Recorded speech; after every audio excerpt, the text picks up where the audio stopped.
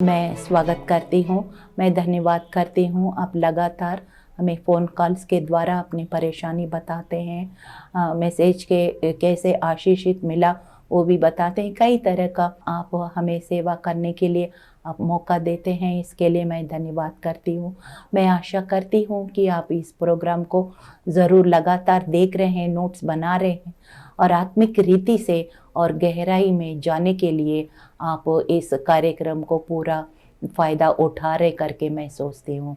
धन्यवाद करती हूँ। चलिए आज हम फिर से एक मशहूर भजन, जो भजन संहिता 91, उसको जो बहुत समय से बहुत लोग इस भजन को इस्तेमाल करते हैं, उनके बारे में हम देखेंगे, गहराई में देखेंगे। चलिए छोटी सी प्रार्थना करते हैं। हे पवित्र आत्मा प्रभु, भजन संहिता 119:18 में लिखा है, तेरे वचन से हम अद्भुत बातें देखने के लिए आप हमारी आत्मा की आंखें, मन की आंखें, विवेक की आंखें, समझ की आंखें खोलिए प्रभु। तेरे भेद को, तेरी रहस्य को हमारे लिए खोलिए प्रभु, ताकि हम इस अर्थ को, जो आत्मिक अर्थ है, जो हम जानने पाए और फिर उसको अपने जीवन में अमल करने पाए और तेरे लिए आज्ञाकारी बन के तेरी आशीषों का वारिस ठहरने पाए। यीशु मसीह के नाम से आमीन। ये बहुत कैसे बोलूं, एक नामधारी, जो कई ऐसे मसीही लोग भी हैं जो सिर्फ क्रिसमस के टाइम या ईस्टर के टाइम साल में 2 बार 3 बार भी कलीसिया में जाते हैं, जो इतना सीरियस नहीं है अपने आत्मिक जीवन के लिए।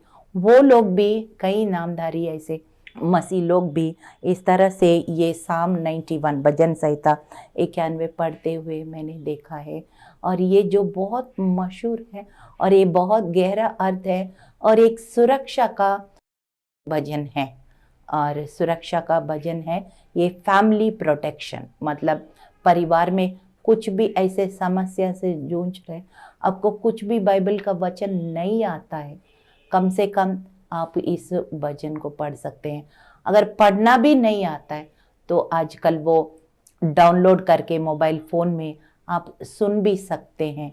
ऐसे कोई भी ऐसे टेक्नोलॉजी है, रिसोर्सेस है, आप उसको इस्तेमाल करके, या आप काम करने के क्षेत्र में, जैसे आपके घर और ऑफिस के बीच में 1 घंटे के सफ़र है, उस समय में भी आप बहुत सारे भजन, बहुत सारे गाने वो आप फ़ोन में डाउनलोड करके सुनते हुए जा सकते, अपना समय को उपयोग कर सकते हैं। तो ये चलिए आज ये बहुत साधारण और एक मशहूर और एक उपयोग एक भजन है 91, हम एक एक लाइन करके पढ़ते हैं और उसका अर्थ को समझते हैं। हे परम प्रधान की इच्छा, जो परम प्रधान की छाया हुए स्थान में बैठा रहे, वो सर्वशक्तिमान की छाया में ठिकाना पाएगा। यानी कि मतलब क्या है, आप किस की छाया में ठिकाना पाते हैं वो महत्व रखते हैं। कोई फेसबुक का छाया में है, कोई किसी चीज़ में छाया में है, कोई बैंक बैलेंस का छाया में, कोई अपना एजुकेशनल क्वालिफिकेशन, बहुत सारी छाया हम अपना लेते हैं जो आपकी सुरक्षा नहीं मिलती है।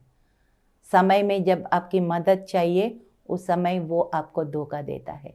लेकिन यहाँ पे क्या लिखा है कि जो परम प्रधान की छाया में स्थान में बैठा रहे और सर्वशक्तिमान की छाया में ठिकाना पाएंगे, को उनकी कोई कमी नहीं होगा, उनकी कोई असुरक्षा नहीं होगा। मैं यहोवा के विषय कहूँगा, वो मेरा शरण स्थान और गढ़ है, वो मेरा परमेश्वर है, मैं उस पर भरोसा रखूँगा। वो तुझे बहेलियों के जाल से और महामारी से बचाएगा। बहेलियों के जाल, बहेलियों का जाल क्या होता है? कई लोग कई तरह का जाल फंसाते हैं। कई लोग, एक उदाहरण मैं देती हूँ, कई लोग जो यंगस्टर्स हैं, जवान बच्चे हैं, बहुत पढ़े लिखे होते हैं, कभी नौकरी नहीं मिलता है, उनके बड़ी बड़ी सपनाएं बनी होती है और वो सपना साकार नहीं होते, तो एजेंट के पास जाएंगे, और बहुत बड़ा रकम उनको देंगे, और फिर वहाँ पे बाद में उनको पता लगता है वो धोखा है।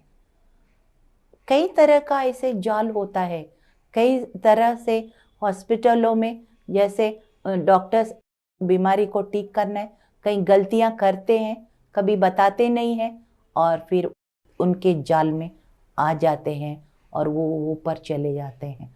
तो इस तरह से दुनिया में रहते हुए इस जीवन का यात्रा में कई सारे ऐसे जाल हो सकता है जिसमें आप फंसने का मौका है, चांस है।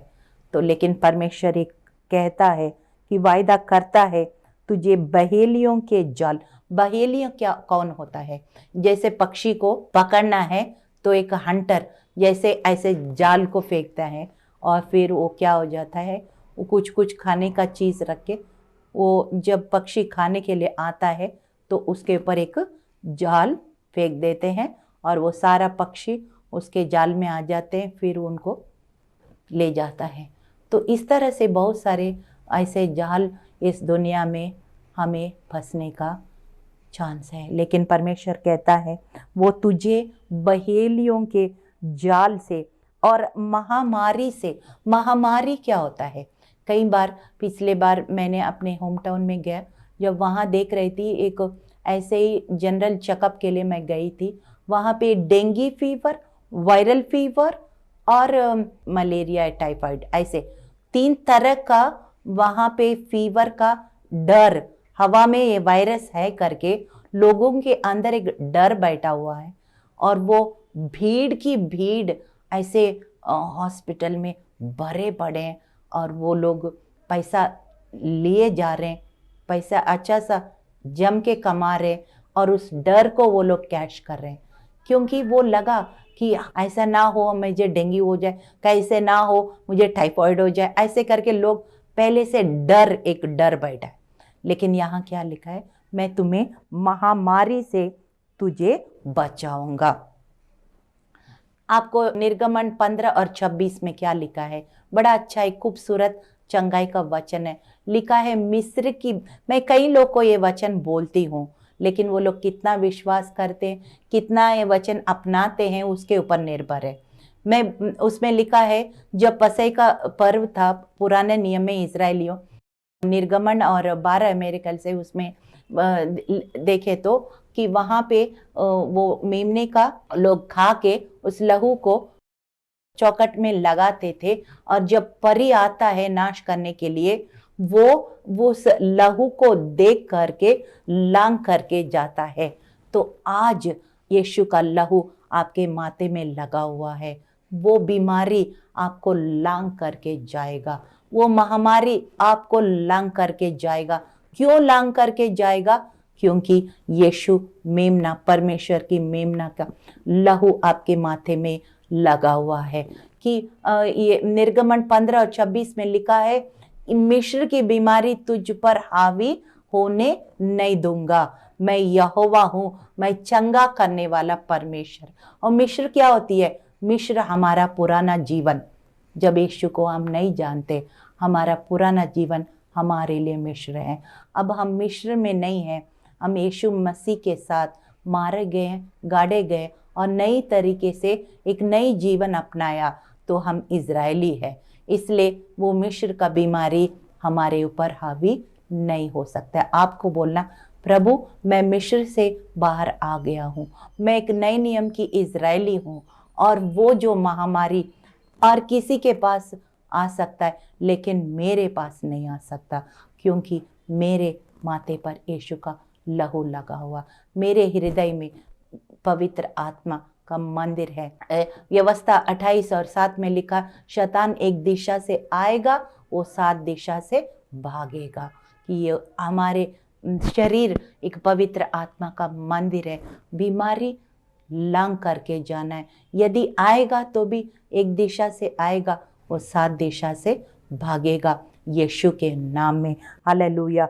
यहाँ पे लिखा है, तू महामारी से बचा जाएगा, तू बहेलिए के जाल से बचाया जाएगा, वो तुझे अपने पंखों के आड़ में ले लेगा, और तू उसके परों के नीचे शरण पाएगा। उसकी सच्चाई तेरे लिए ढाल और झिलम ठहरेगा।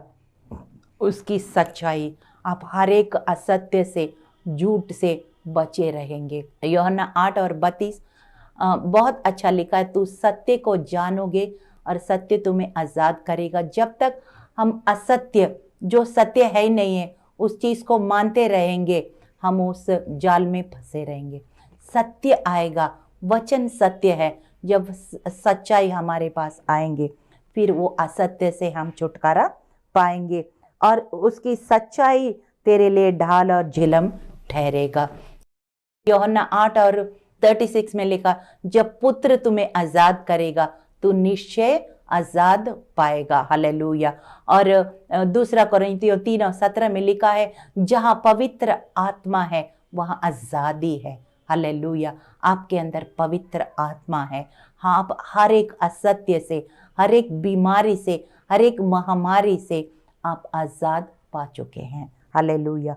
और तू रात के भय से न डरेगा, दिन के तीर से भी जो दिन का उड़ता है, न उस मरी से जो अंधेरे में फैलता है, और न उस महारोग से जो दिन दोपहर उजाड़ता है।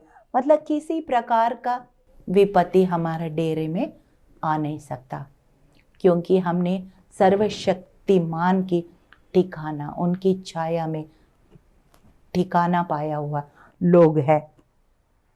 और फिर 7वां वचन में लिखा, तेरे निकट 1000, तेरे दाहिने ओर 10,000 गिरेंगे, परंतु वो तेरे पास नहीं आएगा। आपको पता है कि जब अमेरिका में बहुत बड़ा जो 9/11 बोलते हैं ना, वर्ल्ड ट्रेड सेंटर्स, जो बड़े बड़े ऐसे इमारत गिर गया था, उसमें से भी कई लोग बच निकले और गवाही दिया। यही वचन को लोग कोट कर रहे थे, तेरे दाएं 1000, 10,000 इधर, 1000 इधर, 10,000 गिरेंगे तो भी तुझ पर वो हानि नहीं पहुंचेगी। एक अंकल था हमारे, वो कलीसिया में भी आए थे, और वो पूरा एयर क्रैश हो गया, पूरा जहाज टूट गया और वो गिर के एक पेड़ में ऐसे लटक के बच गया था। और फिर अभी भी वो अंकल जिंदा है और वो गवाही देता रहता है कि ये सच में वचन, अगर आप विश्वास करता है कि सच में वचन कभी झूठ नहीं हो सकता। लिखा है कि तेरे दाहिने ओर 10,000 गिरेंगे, तेरे निकट 1000 गिरेंगे, लेकिन तुझ पर हानि नहीं होगा। परंतु तू अपने आंखों से दृष्टि करेगा और दुष्टों का अंत को देखेगा कि हे यहोवा, तू मेरा शरण स्थान ठहरा है, तूने जो परम प्रधान अपना धाम मान लिया है, इसलिए कोई विपत्ति तुझ पर ना पड़ेगी, ना कोई दुख तेरे डेरे के निकट आएगा, क्योंकि वो अपने दूतों को तेरे निमित्त आज्ञा देगा कि जहाँ कहीं तू जाए वे तेरी रक्षा करें। अभी पहले मैंने भजन संहिता 34 और 7 में भी यही बात लिखा है कि तेरे लिए एक स्वर्गदूत परमेश्वर ने नियुक्त किया, एक VIP security, special protection group जो इस दुनिया में मिलता है, Z सिक्योरिटी जो इस दुनिया में मिलता है आगे पीछे, ऐसे परमेश्वर ने हमें स्वर्गदूत दिया है। यहाँ भी लिखा, उस भजन में भी लिखा, और भी बहुत जगह लिखा स्वर्गदूतों के बारे। इसका मतलब ये सचमुच हकीकत है। तो लिखा है कि वो अपने दूतों को तेरे निमित्त आज्ञा देगा, अपने दूतों को तेरे निमित्त आज्ञा देगा, जाओ मेरा बेटी परेशानी में उसको छुड़ा दे, जाओ मेरा बेटा परेशानी में उसको छुड़ा दे। अपने निमित्त वो फरिश्तों को आज्ञा देगा। ये वचन भी आप कोट कर सकते हैं, क्योंकि वो अपने दूतों को तेरे निमित्त आज्ञा देगा कि जहां कहीं भी तू जाए वो तेरी रक्षा करे। वे तुझको हाथों हाथ उठा लेगा, ऐसे ना हो कि तेरे पाँवों में पत्थर के ठेस लगे। हालेलुया। और हमारी हड्डी हड्डी का वो रक्षा करने वाला परमेश्वर है। ऐसा ना हो कि हमें दिखाई नहीं देगा और किसी पत्थर में हम ठेस लगा और गिर गया और हड्डी टूटे, परमेश्वर ऐसे होने नहीं देगा। जब परमेश्वर हमारी आड़ है, हमारी सुरक्षा है, हमें सुरक्षित लेगे, हमें ठेस पहुंचने नहीं देगा, हमारी हड्डी को टूटने नहीं देगा। हालेलुया। और 13वां वचन बहुत सुंदर वचन है, मैं हमेशा क्लेम करती हूँ। उसमें लिखा है, तू सिंह और नाग को कुचलेगा, तू जवान सिंह और अजगर को लताड़ेगा। हालेलुया।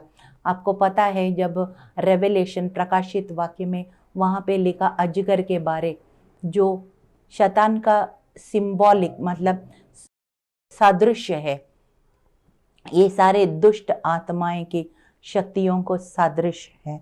तू सिंह और नाग को कुचलेगा, जवान सिंह और अजगर को लताड़ेगा। यानी कि दुष्ट आत्माएं जो आपको तंग करने के लिए, रुकावट पैदा करने के लिए, बीमारी को, कलेश को, हर प्रकार की संकट, मुसीबत, कष्टों को लाने का प्रयास करते हैं, परमेश्वर ने आपके अधिकार दिया है। इस वचन को आप क्लेम कीजिए।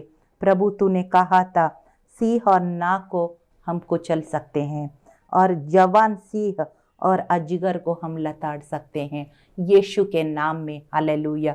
कोलोसियों 2:14 और 15 उसमें लिखा, यीशु क्रूस के द्वारा खुल्लम खुल्ला शैतान को तमाशा बनाया। क्रूस के द्वारा जय जयकार की ध्वनि सुनी गई है।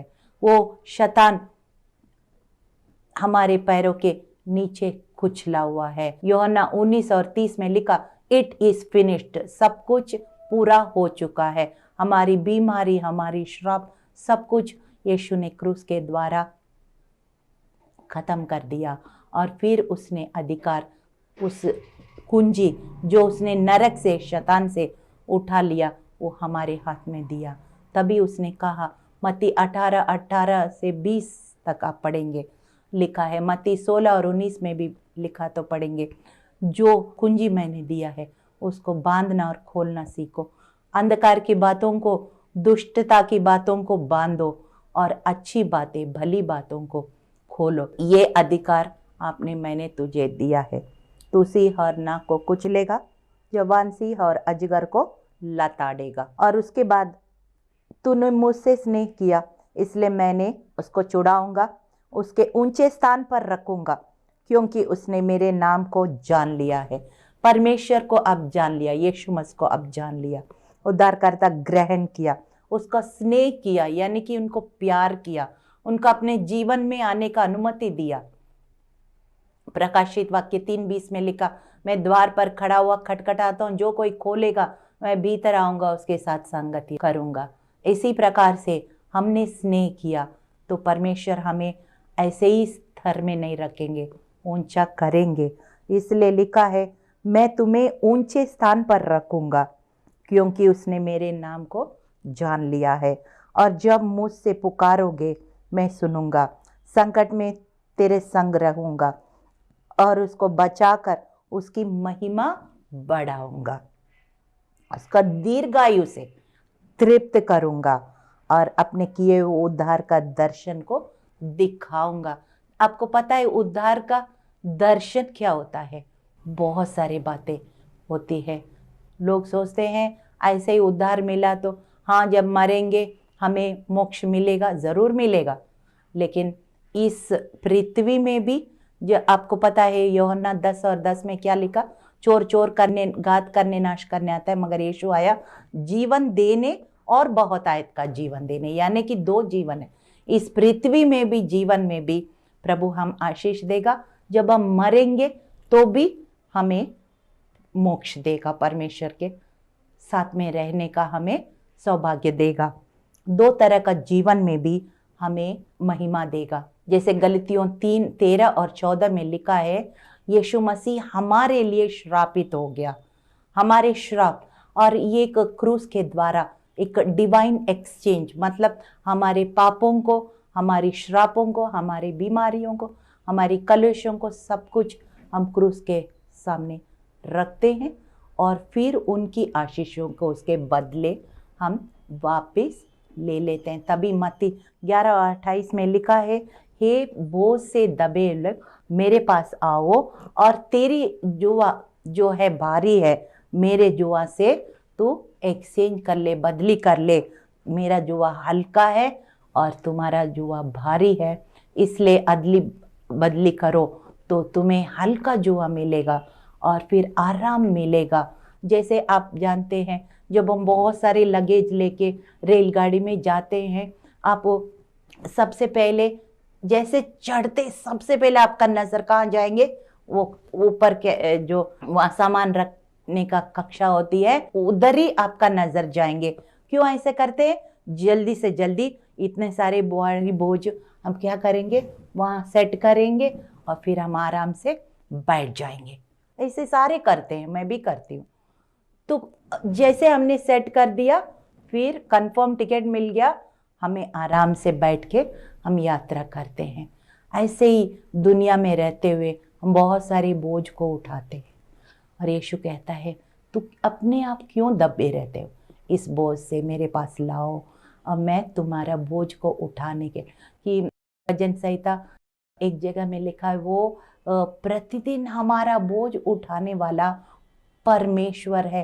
He daily loads us with benefits. प्रतिदिन हमारी बोझ को उठाने वाला परमेश्वर है। ऐसा नहीं है कि एक साल पहले एक बार बोझ उठा दिया और हमेशा के लिए छोड़ दिया, नहीं। प्रतिदिन हमारा बोझ को उठाने वाला परमेश्वर, प्रतिदिन हमारे आगे आगे चलने वाला परमेश्वर, हमारे संग संग चलने वाला परमेश्वर। उसका नाम क्या? इम्मानुएल। जब क्रिसमस के टाइम में मरियम का ये ज़रूर ये सारे वचन पढ़ते हैं, हम याद करते हैं। कुमारी मरियम के पास परी आया था तो क्या बोल रहे थे? उसका नाम यीशु है, यानी कि मानव जाति का उद्धार का काम करेगा, पाप से छुटकारा देगा। और फिर एक और नाम भी बताया, इम्मानुएल। इम्मानुएल मतलब परमेश्वर स्वयं मनुष्य बन गया और मनुष्य का पाप को अपने ऊपर उठा लिया। इम्मानुएल, हमेशा याद रखिए, इम्मानुएल का परमेश्वर हमारे साथ में है। जब परमेश्वर आपके साथ में है, आपके अंदर है, आपके चारों ओर है, आपके स्वर्ग से कनेक्टेड है, फिर क्या आप किस चीज़ से डरेंगे? अगर डर भी आता है तो भी डर आपको हावी नहीं होना है, क्योंकि ये सारे वचन आप पकड़ के रखेंगे, थामे रहेंगे, कोई आपको डरा नहीं सकते। चलिए हम प्रार्थना करते हैं। हे प्रभु, हम धन्यवाद करते हैं सुंदर वचनों के लिए। भजन संहिता 91 जो बहुत सारे लोग बहुत सालों से प्रभु, ये जो कभी बाइबल भी नहीं पढ़ते, वो लोग भी प्रभु इस भजन को पढ़ते हैं, याद करते हैं प्रभु। और इसमें बहुत बड़ी बड़ी जो मुख्य बातें आपने छिपा के रखा है, एक मोती की समान, हीरों की समान प्रभु जी इस भजन में रखा है प्रभु। ये सुरक्षा का भजन है प्रभु। ये हर एक मुसीबतों से, हर एक महामारी से, हर एक जाल से, हर एक उपद्रव से हमें बचाता है। दाएं हाथ हमारे निकट 1000, दाएं हाथ 10,000 गिरेंगे तो भी हमारे पर हावी नहीं होगा। हम शेर को, अजगर को लताड़ेंगे प्रभु। हालेलुया। हमें प्रभु ऊंचा करेंगे प्रभु। आप बहुत सारी बातें प्रभु, बहुत सुंदर बातें, सुंदर वचन प्रभु, आशीष का वचन प्रभु इस वचन में छुपा हुआ है। इसलिए प्रतिदिन प्रभु इस वचन को हम याद करें, अपने बच्चों को ये मुंह जबान करना सिखाएं प्रभु। ये बड़े होके कभी भी वो भूले ना प्रभु। इस तरह से इस भजन का पूरा उपयोग करें और प्रतिदिन अपना प्रार्थना का विषय बनाएं और फिर इनका पूरा फायदा उठाएं प्रभु। और हमारे प्रभु अपनी आशीषों को प्रभु हर एक दर्शक को देख रहे कार्यक्रम को, उनके जीवन में, उनके परिवार में, उनके सेवकाई में, उनके व्यवसाय में ये सारे आशीषें उतरने पाए और वो बहुत जयवंत मसीह जीवन बिताने पाए। आप ऐसे सहायता कीजिए प्रभु। तेरे जो स्वर्गदूतों का पहरा भी हमें देता है, इस बात को भी हमें कभी भी हमें याद दिलाइए प्रभु। तेरा धन्यवाद करते यीशु मसीह के जीवित और सामर्थी नाम में इस प्रार्थना को हम मांगते। सुनिए, ग्रहण कीजिए यीशु मसीह के नाम में, आमीन।